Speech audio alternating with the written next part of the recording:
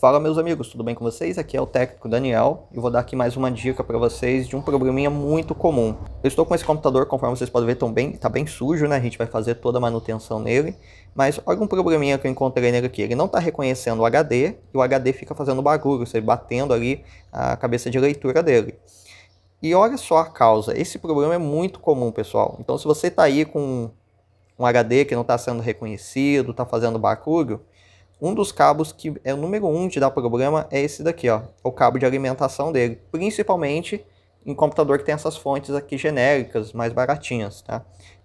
Aqui, pessoal, eu consegui pegar mais ou menos aqui, vocês estão vendo ali dentro como que ele tá torto e também os pininhos todos tortos, tá? Até esse daqui, ó, dá pra ver, ó, totalmente diferente dos demais. Então nesse caso, pessoal, se a fonte tiver uma outra conexão dessa aqui sobrando, beleza, você coloca, vai resolver seu problema. Agora, caso não tenha, como é o caso dessa fonte aqui, ó, uma já está sendo usada no gravador, tá? E só tem essa daqui. E a gente vai usar um cabinho desse, tá?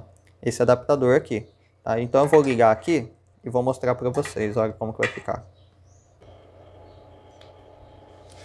Conforme vocês podem ver, ó, já iniciou o sistema, tá? Então era só o cabo de energia. O cabo SATA, que é o cabo ali de dados, também costuma dar problema, tá? Da mesma forma. Ele também fica com uma folga, tá? Fica dando mau contato, aí não reconhece o HD.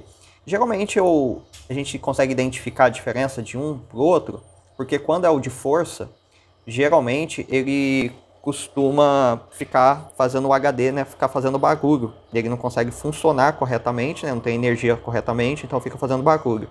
Então eu geralmente já suspeito de alimentação.